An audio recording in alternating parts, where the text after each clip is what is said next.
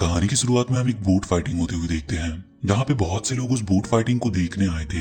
वहीं पे हम यामा नाम के एक आदमी को देखते हैं जो अपने बहुत बड़े जाइंट और पावरफुल रोबोट की मदद से सभी रोबोट्स को हरा रहा था और खूब पैसे जीत रहा होता है। वो वहाँ पे मौजूद लोगों से बोट फाइटिंग के लिए चैलेंज करता है, जिसके बाद एक हीरो नाम का छोटा सा लड़का अपने टाइनी रोबोट को लेकर यामा के उस बड़े से जाइंट रोबोट से फाइट करने के लिए सामने आता है। हीरो के उस छोटे से रोबोट को देखकर वहाँ मौजूद सभी लोग उस पर हंसने लगते हैं, लेकिन जब फाइट स्टार्ट होती है तो हीरो का वो छोटा सा रोबोट बड़े ही आसानी से यामा के उस बड़े से रोबोट को हरा देता है, जिससे यामा और वहाँ पर मौजूद सभी लोग पूरी तरह से हैरान थे।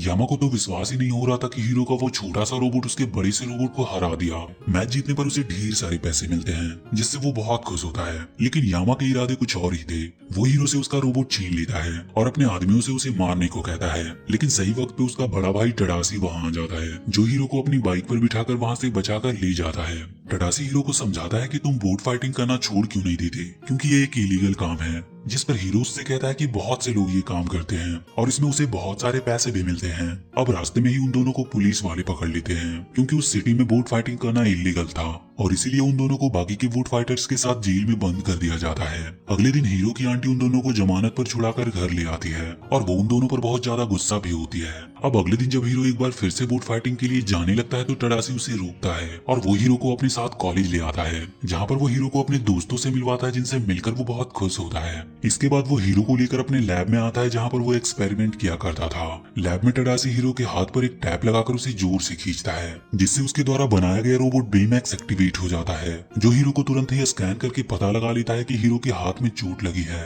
दरअसल टडासी ने सालों के मेडिकल रिसर्च के डेटा का इस्तेमाल करके बेमैक्स को बनाया था। वो एक हेल्थ केयर रोबोट होता है जो किसी के चोट लगने पर उसे सेंस करके खुद ही अपने आप एक्टिवेट हो जाता था। अब बेमैक्स हीरो के हाथ पर उस टेप को तेजी से निकालने के कारण हो रहे दर्द को तुरंत ही ठीक कर देता है, और जब हीरो उससे कहता है कि मैं बिल्कुल ठीक हूँ तो वो वापस से अपने केस में जाकर डीएक्टिवेट हो जाता है। दरअसल बेमैक्स को डीएक्टिवेट करने के लिए ये बोलना पड़ता है कि मैं ठीक हूँ, यानी कि उसे डीएक्टिवेट करने का ये कोड वर्ड था।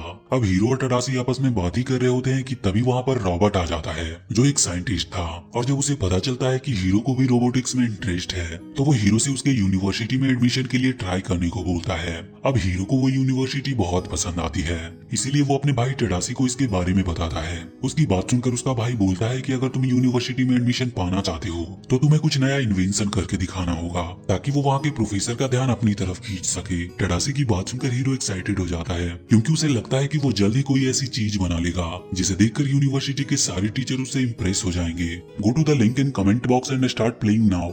लेकिन काफी देर तक कोशिश करने के बाद भी उसे कोई आइडिया नहीं आता कि वो क्या बनाए, जिससे वो काफी परेशान हो जाता है। उसे परेशान देखकर टडासी उसे उल्टा करके घुमाने लगता है ताकि हीरो का मूड अच्छा हो जाए, और उसी दौरान जब हीरो अपने उस छोटे से रोबोट को देखता है तो उसे एक आइडिया आता है, जिसके बाद वो कई दिनों की लगातार मेहनत के बाद अपने आइडिया को एग्जीक्यूट करता है और अपने दोस्तों के साथ अपने बनाए गए इन्वेंशन को लेकर यूनिवर्सिटी पहुंच जाता है। लेकिन जब हीरो की प्रेजेंटेशन की बारी आती है तो वो नर्वस था, क्योंकि उसके उस छोटे से रोबोट पर कोई ध्यान नहीं दे रहा था। टडासी जब ये देखता है तो वो हीरो को थोड़ा मोटिवेट करता है, जिसके बाद हीरो न्यूरो ट्रांसमिशन को पहनकर सभी के सामने अपना प्रेजेंटेशन देता है, जिसमें वो अपने द्वारा बनाए गए लाखों टाइनी बॉट्स की मदद से कुछ भी क्रिएट कर सकता था।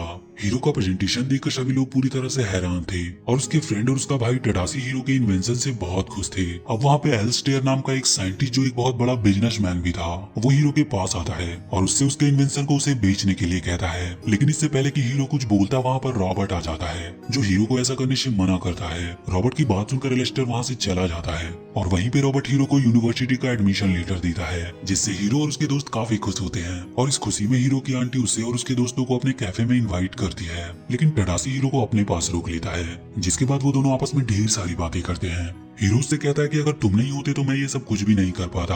अब ये दोनों आपस में बात कर ही रहे होते हैं कि तभी इन लोगों को चिल्लाने की आवाजें सुनाई देती है, और जब वो लोग उस तरफ जाते हैं तो देखते हैं कि यूनिवर्सिटी में आग लग गई थी और सभी लोग अपनी जान बचाकर इधर उधर भाग रहे थे। अब एक लड़की जब टडासी को बताती है कि प्रोफेसर रॉबर्ट अभी भी यूनिवर्सिटी के अंदर फंसे हुए हैं, तो टडासी रॉबर्ट को बचाने के लिए यूनिवर्सिटी के अंदर जाने लगता है। हालांकि हीरो उसे अंदर जाने से रोक रहा था, लेकिन टडासी उसकी बातों पर ज्यादा ध्यान नहीं देता और यूनिवर्सिटी के अंदर चला जाता है। अंदर जाते समय टडासी की कैप बाहर ही गिर जाती है, जिसे हीरो उठा लेता है, और अगले ही पल यूनिवर्सिटी के अंदर से एक जोरदार ब्लास्ट होता है, जिसकी वजह से हीरो वहां से दूर जाकर गिरता है और टडासी और रॉबर्ट उसमें मारे जाते हैं। अगले सीन में हम देखते हैं कि रॉबर्ट और टडासी का फ्यूनरल किया जाता है और लोग टडासी की मौत का शोक मनाने के लिए हीरो के घर पर आते हैं। हीरो अपने भाई की मौत से बिल्कुल टूट चुका था। वो अब ना तो किसी से बात करना चाहता था और ना ही उस यूनिवर्सिटी में वापस जाना चाहता था। वो बस अपने गम में अकेले ही अपने कमरे में पड़ा रहता है।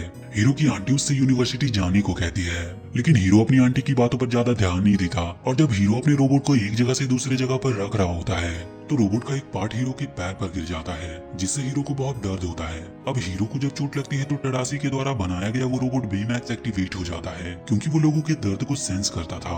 अब बेमैक्स वहाँ पर हीरो का ट्रीटमेंट करने लगता है। हालांकि हीरो चाहता नहीं था कि बेमैक्स उसका ट्रीटमेंट करे, इसीलिए वो उसे डीएक्टिवेट करने की कोशिश भी करता है, लेकिन वो ऐसा कर नहीं पाता। अब इसी दौरान हीरो को अपना कपड़ा हिलते हुए नजर आता है, और जब वो उसे चेक करता है तो उसे पता चलता है कि उसके अंदर उसके द्वारा बनाया गया वो टाइनी रोबोट था, जो अपने आप ही एक्टिवेट होकर कहीं जाने की कोशिश कर रहा था। हीरो को लगता है कि उसके बॉट्स में कुछ खराबी आ गई है, और इसीलिए वो उसे उठाकर फिक्स करने की कोशिश करने लगता है। और इस दौरान जब बेमैक्स उस टाइनी रोबोट को हिलते हुए देखता है तो वो हीरो से कहता है कि तुम्हारा रोबोट कहीं जाना चाहता है। बेमैक्स की बात सुनकर हीरो उससे कहता है कि वो जहाँ जाना चाहता है तुम ले जाओ। हालांकि हीरो ने ये बात बेमैक्स से मजाक में की थी, लेकिन बेमैक्स हीरो की बात को सच मानकर उस टाइनी रोबोट को लेकर उस तरफ निकल पड़ता है जिस तरफ वो जाना चाहता था। अब हीरो जब बेमैक्स को रोड पर जाते हुए देखता है तो वो घबरा जाता है और उसे वापस लाने के लिए तुरंत ही निकल पड़ता है। वो उसे रोकने के लिए उसके पीछे भागता है और वो दोनों भागते हुए एक पुराने से वेयर हाउस के पास आ जाते हैं जिस पर ताला लगा हुआ था।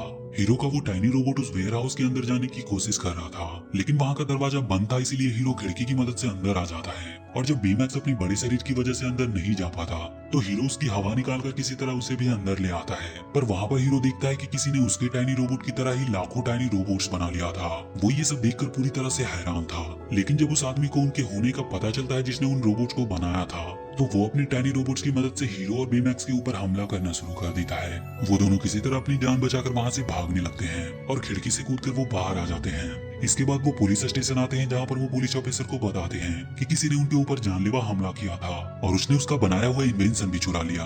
पुलिस ऑफिसर को हीरो की बात पर जरा भी विश्वास नहीं होता और अब बेमैक्स का बैटरी भी डाउन हो जाता है, इसलिए वो उसे लेकर घर आ जाता है और उसे चार्ज पर लगा देता है। बेमैक्स जब वहाँ पर टडासी का कैब देखता है तो हीरो से उसके बारे में पूछता है, जिस पर हीरो उसे सारी बात बताता है कि किस प्रकार यूनिवर्सिटी में लगी आग में टडासी मारा गया। बेमैक्स को जब टडासी की मौत का पता चलता है तो वह हीरो को खुश करने की कोशिश करने लगता है, क्योंकि उसने सेंस कर लिया था कि हीरो टडासी की मौत से बहुत दुखी है। वो हीरो को गले से लगाकर उसे प्यार करता है। वहीं हीरो को शक होना शुरू हो जाता है कि जरूर पुराने वेयर हाउस वाला आदमी जिसके पास हीरो के नैनो बॉट्स थे, उसी ने उसकी टेक्नोलॉजी को हासिल करने के लिए यूनिवर्सिटी में आग लगवाया होगा। इसके बाद हीरो बेमैक्स को लेकर अपने गैराज में आता है, जहाँ पर वो बेमैक्स को अपग्रेड करके उसे फाइटिंग की पावर देता है और साथ ही वो बेमैक्स के लिए एक पावरफुल सूट भी बनाता है। उसे पूरी तरह से अपग्रेड करने के बाद हीरो बेमैक्स के साथ उस वेयर हाउस वाले आदमी को पकड़ने के लिए निकल पड़ता है, क्योंकि उसे लगता है कि उसी की वजह से उसके भाई टडासी की मौत हुई थी। अब हीरो जब बेमैक्स के साथ उस वेयर हाउस पे पहुंचता है तो वो देखता है कि वेयर हाउस पूरी तरह से खाली था। हीरो उन नैनोबॉट्स के डायरेक्शन को फॉलो करते हुए उस मास्क वाले आदमी को ढूंढने लगता है, क्योंकि हीरो का नैनोबॉट बाकी के बोट का हिस्सा था और वो जिस भी तरफ होते थे हीरो के पास वाला नैनोबॉट उसी तरफ जाने की कोशिश करता रहता था। और जब हीरो बेमैक्स के साथ समुद्र के किनारे पहुंचता है तो वो वहाँ पर उसी मास्क वाले आदमी को नैनोबॉट्स के ऊपर सवार होकर आते हुए देखता है, जिसे देखकर हीरो और बेमैक्स एक जगह पर छुप जाते हैं। लेकिन तभी वहाँ पर उनका पीछा कर रही गाड़ी आकर रुकती है, जिसमें उसके फ्रेंड्स थे। हीरो अपने फ्रेंड को वहाँ पर देखकर उन्हें भी छुपने को कहता है, लेकिन उस मास्क वाले आदमी को इनके वहाँ पर होने का पता चल गया था और वो उनके ऊपर हमला करना शुरू कर देता है। लेकिन बेमैक्स हीरो और उसके दोस्तों को मास्क वाले आदमी के अटैक से बचा लेता है, जिसके बाद हीरो अपने दोस्तों के साथ गाड़ी में बैठकर वहाँ से भागने लगता है। अब इस दौरान मास्क वाला आदमी अपने बॉट से बेमैक्स के ऊपर हमला कर देता है, जिसके बाद बेमैक्स हीरो और उसके दोस्तों की गाड़ी पर आकर गिरता है। अब हीरो बेमैक्स और अपने दोस्तों के साथ अपनी जान बचाकर वहाँ से भागने लगता है, लेकिन वो नकाबपोश लगातार इनके ऊपर हमला कर रहा था। अब काफी देर तक उसके हमलों से बचकर भागने के दौरान हीरो की गाड़ी एक नदी में गिर जाती है, जिससे उस नकाबपोश को लगता है कि हीरो और उसके दोस्त नदी में डूबकर मारे गए, इसीलिए वो वहाँ से चला जाता है। जिसके बाद बेमैक्स अपनी सूट को उतार देता है और अपने गुब्बारे जैसे बॉडी की मदद से हीरो और उसके दोस्तों की जान बचा लेता है और उन्हें सही सलामत पानी से बाहर निकाल लाता है। अब हीरो उस नकाबपोश से छुपने के लिए एक सेफ जगह ढूंढ रहा था, जिस पर हीरो का एक फ्रेंड फ्रेड हीरो और उसके दोस्तों को अपने घर पर ले आता है, जहाँ पर सभी फ्रेड के आलीशान घर को देखकर पूरी तरह से हैरान थे। अब हीरो उस नकाबपोश के मास्क के ऊपर बने बर्ड के निशान की मदद से उसके बारे में जानने की कोशिश कर रहा था और हीरो का दोस्त फ्रेड उसे बताता है कि जरूर फिल्मों की तरह ही वो एलेस्टर ही नकाबपोश है, क्योंकि तुमने एलेस्टर को अपनी टेक्नोलॉजी देने से मना किया था और इसलिए उसने यूनिवर्सिटी में आग लगाकर सभी को मार दिया और तुम्हारी टेक्नोलॉजी भी हासिल कर ली। बेमैक्स हीरो को बताता है कि उसने नकाबपोश की बॉडी को स्कैन कर लिया है और उसकी बॉडी की सारी जानकारी उसने हासिल कर ली है। उसकी बात सुनकर हीरो को एक आइडिया आता है कि वो एक पावरफुल स्कैनर बनाएगा जिसकी मदद से वो पूरी सिटी को स्कैन करके नकाबपोश के लोकेशन का पता लगा लेगा। इसके बाद हीरो बेमैक्स को पहले से और भी ज्यादा अपग्रेड करता है और बेमैक्स को रॉकेट पंच के साथ ही उड़ने की पावर भी देता है। हीरो अपने दोस्तों और खुद के लिए भी रोबोटिक सूट बनाता है क्योंकि बिना सूट के वो नकाबपोश का सामना नहीं कर सकते थे। बेमैक्स को अपग्रेड करने के बाद हीरो उसके साथ उड़कर उसके उड़ने की पावर को टेस्ट करता है और इसी दौरान जब हीरो और बेमैक्स एक ऊंची सी बिल्डिंग पर पहुंचते हैं तो हीरो बेमैक्स से पूरी सिटी को स्कैन करके उस नकाबपोश की लोकेशन का पता लगाने को कहता है। हीरो की बात सुनकर जब बेमैक्स सिटी को स्कैन करता है तो उसे सिटी में नकाबपोश नहीं मिलता, बल्कि उसकी लोकेशन सिटी से दूर एक आइलैंड पर थी। जिसके बाद हीरो बेमैक्स और अपने दोस्तों के साथ उस आइलैंड पर बने वेयर हाउस में आ जाता है, जहाँ पर वो देखते हैं कि वो वेयर हाउस पूरी तरह से वीरान पड़ा है। वहाँ के कंट्रोल रूम में उन्हें एक वीडियो मिलती है जिसमें वो देखते हैं कि एलिस्टर ने 2 ऐसे पोर्टल बनाया था जिसमें एक पोर्टल से कोई चीज अंदर डालने पर वो दूसरे पोर्टल से बाहर निकलता था। लेकिन जब एलिस्टर रॉबर्ट की बेटी अबैगल को पोर्टल के अंदर भेजता है तो पोर्टल में खराबी आने की वजह से वो बंद हो जाती है और अबैगल उसी के अंदर ही फंस जाती है। वहीं दूसरा पोर्टल बाहर की सभी चीजों को बहुत तेजी से अपने अंदर की तरफ खींच रहा था, जिसके बाद उसे भी बंद कर दिया जाता है। वीडियो देखकर हीरो और उसके दोस्तों को लगता है कि जरूर नकाबपोश कोई और नहीं बल्कि एलिस्टर है जो नैनोबॉट्स की मदद से पोर्टल को दोबारा से ओपन करना चाहता है। तभी वहाँ पर नकाबपोश भी आ जाता है और आते ही वो हीरो और उसके दोस्तों पर हमला करना स्टार्ट कर देता है।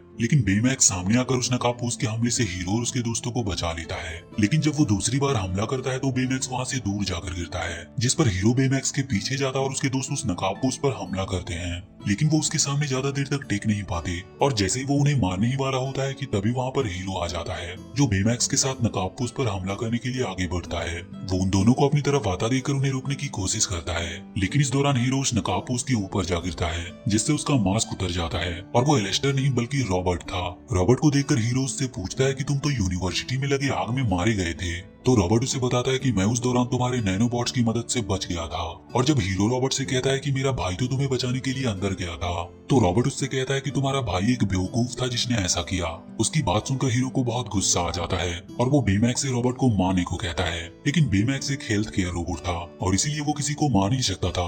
जिसके बाद हीरो उसके अंदर से टडासी का चिप निकालकर अपने द्वारा बनाया गया इविल मोड वाला चिप लगा देता है और उसके बाद बेमैक्स रॉबर्ट को मारने के लिए आगे बढ़ता है और वो चारों तरफ तबाही मचाना स्टार्ट कर देता है। हीरो के सारे फ्रेंड किसी तरह से बेमैक्स के अंदर टडासी के चिप को डालकर उसे शांत करते हैं और इसी मौके का फायदा उठाकर रॉबर्ट नैनोबॉट के साथ वहाँ से भाग जाता है। हीरो के दोस्त उसे समझाते हैं कि हम सिर्फ नकाबपोश को पकड़ना चाहते थे, न कि उसे मारना चाहते थे। लेकिन वो अपने दोस्तों की बातों पर ज्यादा ध्यान नहीं देता और बेमैक्स के साथ वहाँ से निकलकर सीधा अपने गैराज में आता है, जहाँ पर वो बेमैक्स को अपने हिसाब से मॉडिफाई करना चाहता था। लेकिन इस बार वो ऐसा कर नहीं पाता क्योंकि बेमैक्स ने खुद पर से हीरो का कंट्रोल खत्म कर दिया था, क्योंकि हीरो अपने बदले के गुस्से में किसी को भी नुकसान पहुंचा सकता था। इसके बाद बेमैक्स उसे वो वीडियो दिखाता है जिसे टडासी ने बेमैक्स को बनाने के दौरान रिकॉर्ड किया था। टडासी का वीडियो देखकर हीरो समझ जाता है कि टडासी नहीं चाहता था कि बेमैक्स कभी भी किसी को चोट पहुंचाए, इसीलिए उसने उसे ऐसा बनाया था। अब हीरो को अपनी गलती का एहसास होता है और तब तक वहाँ पर उसके सारे दोस्त भी आ जाते हैं, जिनसे हीरो अपने मिसबिहेव के लिए उन्हें सॉरी बोलता है। इसके बाद ये लोग वो वीडियो देखते हैं जिसमें एलिस्टर अपने पोर्टल का एक्सपेरिमेंट कर रहा था और जब ये रॉबर्ट की बेटी अबैगल को पोर्टल के अंदर जाते हुए देखते हैं तो वो समझ जाते हैं कि रॉबर्ट एलिस्टर से अपनी बेटी की मौत का बदला लेना चाहता है। इसके बाद हीरो अपने दोस्तों के साथ उस जगह पर पहुंच जाता है जहाँ पर एलिस्टर अपनी न्यू बिल्डिंग की ओपनिंग करने वाला था। इधर रॉबर्ट अपने नैनोबॉट्स की मदद से एलिस्टर को पकड़ लेता है और पोर्टल को स्टार्ट कर देता है, जिससे एलिस्टर की न्यू बिल्डिंग टूटकर पोर्टल के अंदर जाने लगती है। अब इससे पहले कि रॉबर्ट एलिस्टर को मारता, वहाँ पर हीरो बेमैक्स और अपने दोस्तों के साथ आ जाता है जो रॉबर्ट को ये सब रोकने को कहता है। लेकिन रॉबर्ट उनकी बातों पर ज्यादा ध्यान नहीं देता और अपने नैनोबॉट से उसके ऊपर हमला कर देता है, जिससे बेमैक्स और हीरो दूर जाकर गिरते हैं। वहीं अब हीरो उस पोर्टल के अंदर जाने वाला था, लेकिन वो किसी तरह एक रॉड को पकड़कर खुद को उस पोर्टल के अंदर जाने से रोके हुए था। वहीं दूसरी तरफ बेमैक्स और हीरो के दोस्त रॉबर्ट को रोकने की कोशिश कर रहे थे, लेकिन वो भी उसके सामने ज्यादा देर तक टिक नहीं पाते। लेकिन अब इस दौरान हीरो पोर्टल के अंदर जाने लगता है, पर किसी तरह बेमैक्स उसे बचा लेता है। अब हीरो अपने दोस्तों के साथ मिलकर रॉबर्ट के ऊपर हमला करना स्टार्ट कर देता है और वो उसके सारे नैनोबॉट्स को अलग अलग करके पोर्टल के अंदर भेजने लगते हैं। लेकिन उस दौरान रॉबर्ट बेमैक्स और हीरो को पकड़ लेता है, लेकिन अब उसके पास इतने नैनोबॉट्स नहीं थे कि वो बेमैक्स और हीरो पर हमला कर सके और अब बेमैक्स उसके चंगुल से आजाद होकर उसके न्यूरोट्रांसमीटर मास्क को तोड़ देता है, जिससे वो पोर्टल टूटकर नीचे गिर जाता है। लेकिन अभी वो बंद नहीं हुआ था। सभी लोग पोर्टल से बचकर वहाँ से भागने लगते हैं क्योंकि वो पोर्टल सभी चीजों को अपनी तरफ खींच रहा था। बेमैक्स पोर्टल के पास खड़े होकर हीरो को बताता है कि मैं सेंस कर सकता हूँ कि इस पोर्टल के अंदर कोई लड़की है जो इस समय हाइपर स्लीप मोड में है। उसकी बात सुनकर सभी समझ जाते हैं कि वो रॉबर्ट की बेटी अबैगल है। इसके बाद हीरो बेमैक्स के साथ अबैगल को बचाने के लिए पोर्टल के अंदर जाता है, जहाँ पर वो देखता है कि पोर्टल के अंदर एक अलग ही दुनिया थी। अब हीरो बेमैक्स के साथ किसी तरह अबैगल को ढूंढ लेता है, लेकिन जब वो वापस आने लगते हैं तो बेमैक्स से एक दीवार टकरा जाती है जिससे उसका सूट डैमेज हो जाता है और उसकी वजह से अब वो उड़ नहीं सकता था। और वहीं दूसरी तरफ अब वो पोर्टल भी बंद हो रहा था। इसीलिए बेमैक्स हीरो और अबेगेल की जान बचाने के लिए उन्हें अपने रॉकेट हैंड की मदद से पोर्टल के बाहर भेज देता है। हालांकि हीरो बेमैक्स को पोर्टल के अंदर छोड़कर जाना नहीं चाहता था, लेकिन फिर भी उसे बेमैक्स को ऑफ करके उसे ऐसा करना पड़ा। अब हीरो जब उस पोर्टल के बाहर आता है तो बेमैक्स को ना देखकर हीरो के सारे दोस्त बहुत दुखी होते हैं और इसके बाद रॉबर्ट को अरेस्ट कर लिया जाता है और अबेगेल को उसके ट्रीटमेंट के लिए हॉस्पिटल भेज दिया जाता है। और कुछ दिनों के बाद सभी अपनी अपनी लाइफ में बिजी हो जाते हैं, लेकिन हीरो अभी भी बेमैक्स को मिस कर रहा था। और एक दिन जब वो बेमैक्स के रोबोटिक हैंड को देखता है तो उसके अंदर उसे टडासी की चिप मिलती है। और जब हीरो बेमैक्स का बॉडी तैयार करके उसमें टडासी का चिप लगाता है तो वो एक बार फिर से वापस आ जाता है। बेमैक्स से दोबारा से मिलकर वो बहुत खुश था और इसके बाद हीरो बेमैक्स और अपने दोस्तों के साथ मिलकर पूरी सिटी की सुरक्षा करते हैं। और इसी के साथ ये मूवी यहीं पर खत्म हो जाती है। तो